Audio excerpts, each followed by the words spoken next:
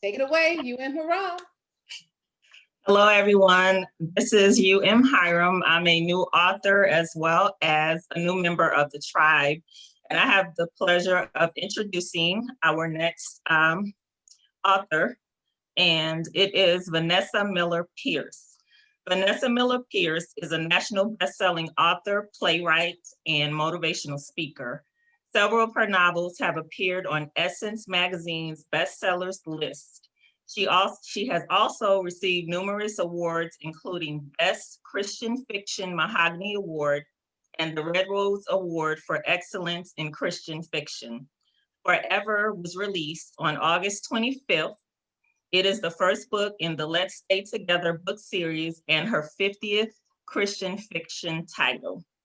So with that being said, I present to you all national bestselling author Vanessa Miller Pierce. How are you?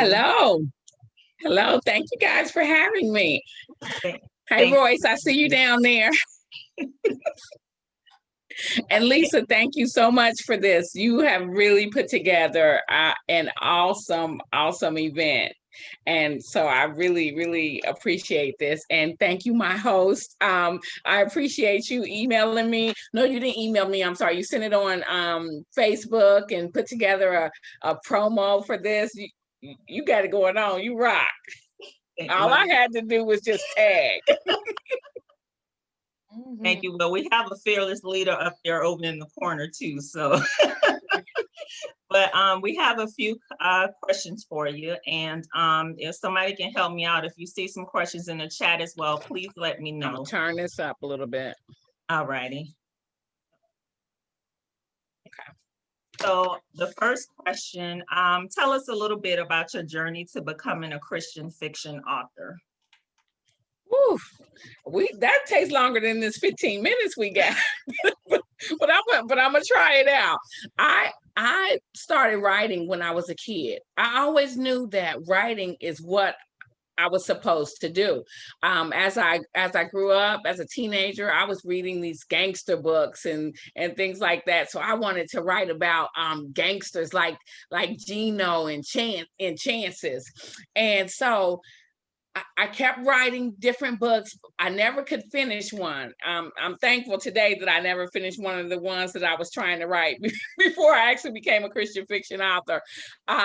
But it wasn't until after I gave my life to the Lord in 1994, and actually after giving my life to the Lord, I did not know then that I was supposed to write. I actually said that I would never write again because it was the thing that I knew that I was a writer that kept me from giving my life to God because of the type of books I wanted to write. So I kept saying, well, no, I need to get a book out first because I don't know if you like what I want to write. I was having these type of real conversations with the Lord. I'm like, no, I can't do it. I thank God for a praying grandmother, and I thank God for a lady on my job. Her name was Louise Jordan. She would go to 6 a.m. prayer and pray for me every morning because I was a true mess. And I would come into work and tell her about all my mess. She would just go to church the next morning and pray for me. So I gave my life to God, and I thought, okay, well, I can't write again. And I even stopped reading novels. And let me tell you, I love reading novels because I just thought, well, that's not what I'm supposed to do. Because at that time, I didn't see books that really related as Christian fiction books for Black people. There really weren't many at 1994. So someone put a Christian fiction book on my desk, and that's when I realized that Christian fiction existed. It wasn't African American, of course, but that's what started my journey, and that's what made me realize that, wait a minute, I can do this, and I'm going to write Christian fiction. And of course, the first title that I ever wrote was For Moraine, that came out, and so that's how my journey began. Gotcha. Just finally realizing that I actually could still write and be a Christian. That's awesome. So with your book series, because you have quite a few of them, how do you come up with, or how did you come up with the concept for those book series?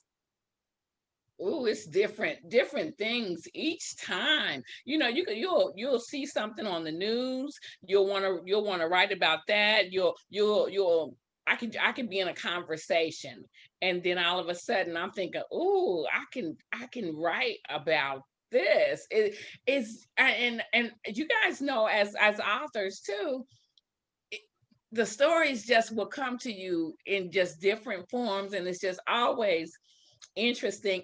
Or you just sit down, if nothing's really coming to you, you just sit down and just start trying to plot something out, and then you'll be able to since my first series, I've always tried to write a series when I'm doing one. So if I'm thinking of one book, I try to plot it out. I've only had two books so far that were not series, and that's Long Time Coming and How Sweet the Sound. And I'm actually working on a book right now that will not be a series. So, but other than that, all of my other books have always been series. So I just try to plot them out. Gotcha. So you started an event in 2016 called Christian Book Lovers Retreat. Can you tell us a little bit about the inspiration behind that, as well as the plans for the event this year? Because I think that's coming up pretty soon. Yes. Okay. Let me get my other little background for that. Yes, Christian Book Lovers Retreat actually started because of really something that happened to me, which was I got in a car accident. Someone hit me head on. I'm thankful I'm still living. Praise the Lord. But I broke my ankle. And at that time, I would travel all over to meet with book clubs, my readers, and I love doing that. And I was sitting at home having a pity party for myself, really, one day, and I'm telling my daughter, I'm like, I can't even go anywhere. I can't. And she said, well, why don't you bring the people here? And I sat there and I was like, I can do that. So she was like, yeah, she was like, you go to all these conferences and stuff. Why don't you just do one here? And that is how Christian Book Lovers Retreat came to be, just from my daughter trying to encourage me not to just be so sad about not being able to travel at that time. And so then I just sent information out to readers on Facebook, and I said, hey, I'm planning this retreat, would you guys come? And people started responding, and the first one, we didn't even start planning it until like June of 2016, and then we had the retreat in October, which was, that was pretty fast. But it was like I had been sitting in the house and I was like, no, I want to do something.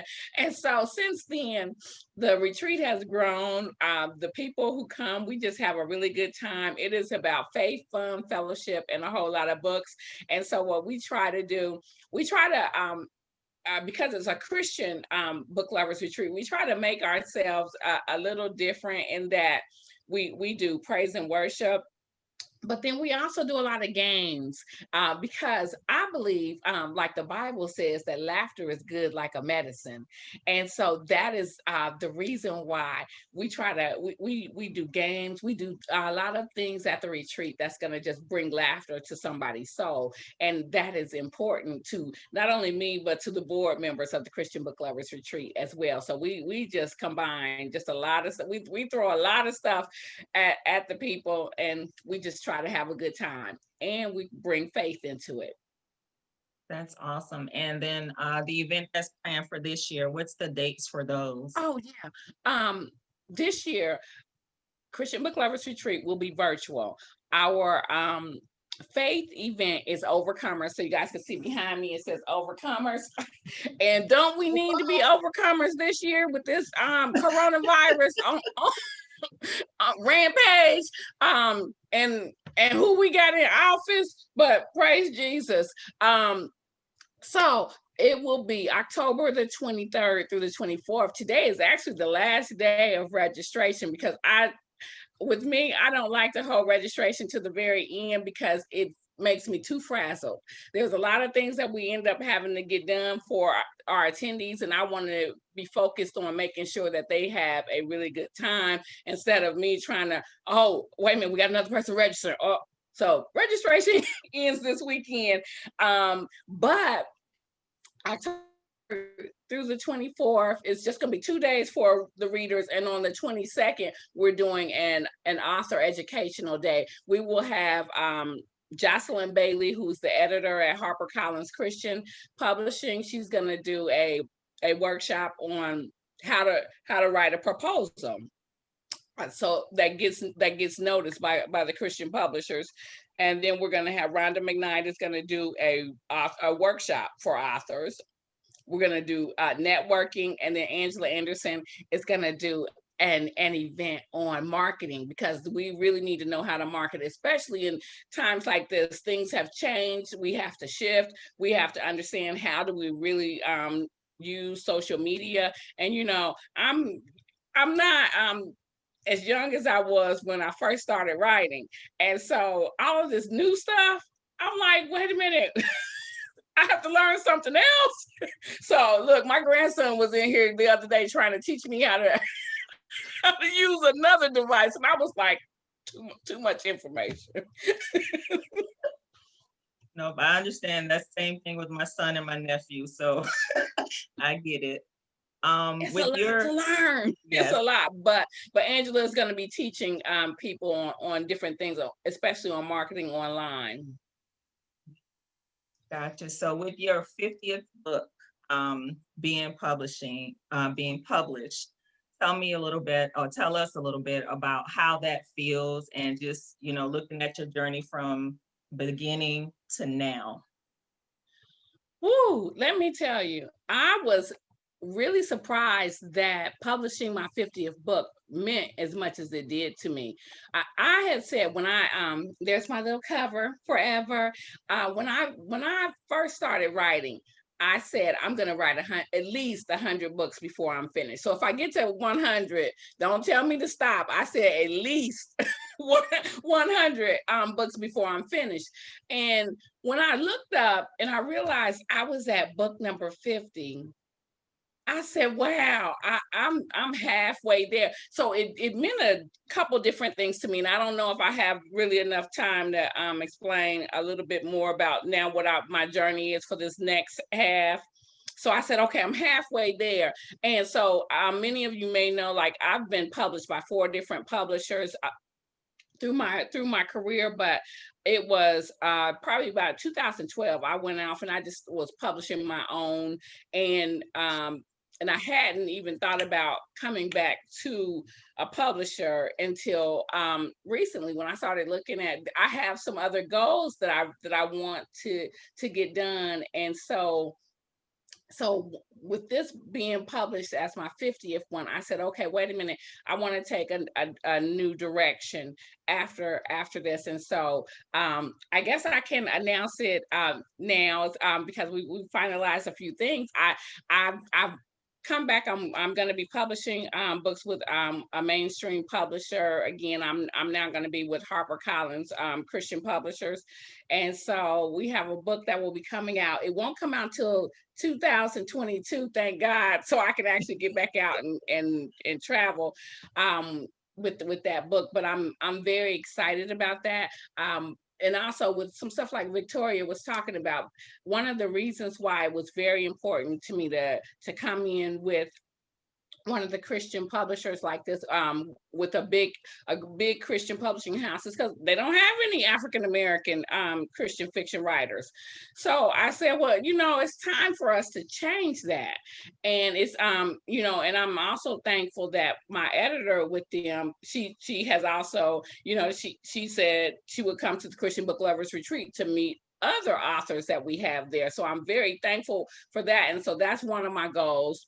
Also on this next half of the journey is you don't just, bring yourself up, you bring others. And so that's what we're trying to do. Myself and the board at Christian Book Lovers Retreat, we're trying to work to ensure that this Christian fiction continues to grow, and that we can grow also in major publishing houses. That's awesome. on our own if that's what we choose to do, because I think it's good to be a hybrid as well. Indeed. Gotcha. That's awesome, and congratulations on that. Thank you. Another question for you. What would be your advice to authors who are trying to navigate their way to finding their own unique voice? You said who are trying to navigate? Yeah, navigate their way through finding their own unique writing voice. That one is, see, I've always felt like I've had my own voice. When someone asks, like, who do you write like? I could never give them a person that I could point to. There's a lot of Christian authors and African American Christian authors or African American authors that I have read, and I love their stories, but I didn't feel like I write like them. And so to me, developing your own unique voice is being who you know God already created you to be, and being that person in your writing. I knew my name means butterfly, and so I believe that that's why I write the way I write, because I write restoration stories. And what is a butterfly? It starts off as a caterpillar. It goes into a cocoon state, and then it becomes the caterpillar is something ugly, something we'll step on, something we don't want crawling around us. But when it becomes that butterfly, it's beautiful, and everyone wants to behold a beautiful butterfly. And so that's the stories I write. When you first meet my characters, they're hideous. There's something that you're thinking, wait a minute, what's going on? They're not all put together, but as they allow God to take them into that cocoon state, they become this beautiful thing by the end of my novels. So that is what I have been meant to write. Other people are meant to write something else. I don't believe you come out and you say, well, I want to just write just like Vanessa. Well, I believe that I write like this because it's what I'm meant to do, and it's what is important to me. Find out what's important to you as you develop your stories. Find out who you really are as a writer. You don't have to, just because you read other people's work, you don't have to say, I want to write just that type of story to be published. No, when you bring out the story that speaks to your heart, readers will take notice of it, and you will get published. You will get the readers that you're looking for, because the story that speaks to your heart is going to speak to so many other people's heart as well, because it will be authentic. And that's just the way I believe it. Gotcha. All right, I'm going to jump in here because I want to be able to plug your host a little bit, because she has to have a few minutes to tell, and she's asking you all these questions because she's a new author herself. So she slid in questions for you on her time, because it was right. I just want to make sure everyone sees that this is just one of the pieces of work that she is involved in an anthology that the tribe is putting out next year. It's a mystery anthology. She decided not to do the erotic stuff. She's like, she needs a note from her mama to do that one. But that's a beautiful cover. My son did that cover, number one son. He's going to come up later this in the segment. He's got one coming up. So that's one. So I'm going to ask a couple of questions of her, and then we're going to close out with you. But let me stop and get back. I see Hiram, and it's Hiram. I'm sorry, because Hiram is the name of my nephew, but I'm giving it airs. Hiram. What has been your experience being part of the tribe?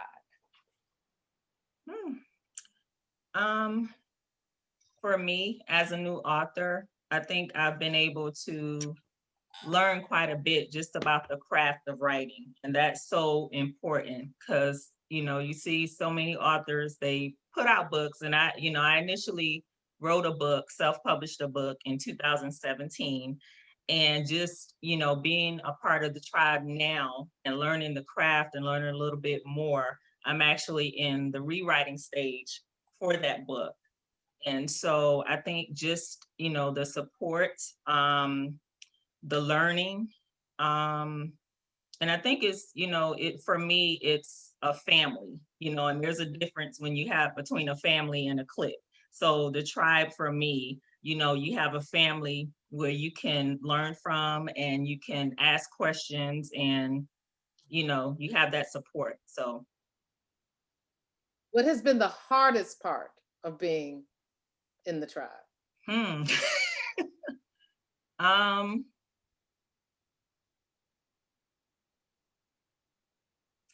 Maybe for me, I think just putting that extra pressure on myself, because I know, just as the same thing with learning the craft of writing, and just kind of being more in tune to, plotting and the different things that comes with writing. And I think just, that whole process for me has probably been, just trying to navigate through it, if that makes sense. It does. Before you hopped in, what expectations did you have? Were you properly warned? Yes, my coach, JD Mason, she did. So I don't think there was anything that was unexpected, but I think it was very welcome, and I'll be honest with that, because I think just with everything and all the resources and stuff, it just helps you to grow, not only professionally, but even personally. So. Good. So in this, we've got about 4 more minutes. Is there anything you would like to say? How can people get in touch with you? I am on Instagram as author Hiram. I'm also on Twitter as Hiram, and I'm on Facebook as author Hiram. So I'm on those social media platforms, and my website is actually www.authorumhiram.com. Awesome. Any parting questions for Vanessa or for our host here? There was the lady that's the bookshop is here, Danya, and she said something about, this is truly helpful for me and my team as booksellers and readers. So seeing people on here, I actually was online with a reader at almost midnight last night, and she was one click and she was trying to remember every person. And Stephanie Freeman was on the line with me at the same time.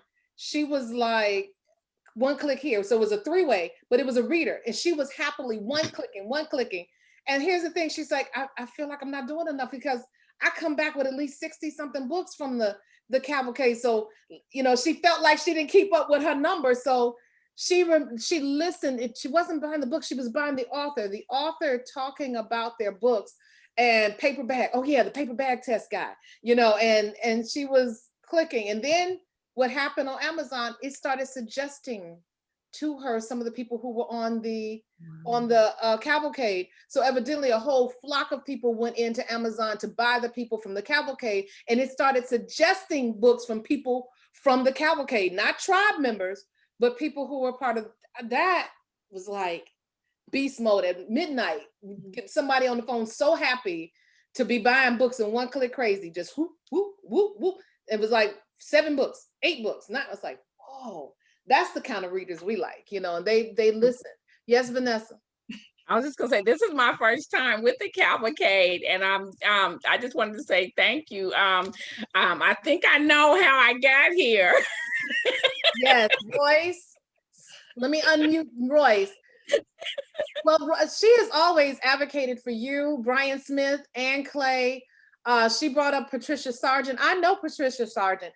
I travel in my own little world, and my whole thing is that she keeps me grounded on who else outside of my own little knowledge of people, if I don't have a personal relationship. But Royce has been a big advocate of getting people to the cavalcade all along. So I'm glad you guys got to witness us virtually, because physically is beast. Yes.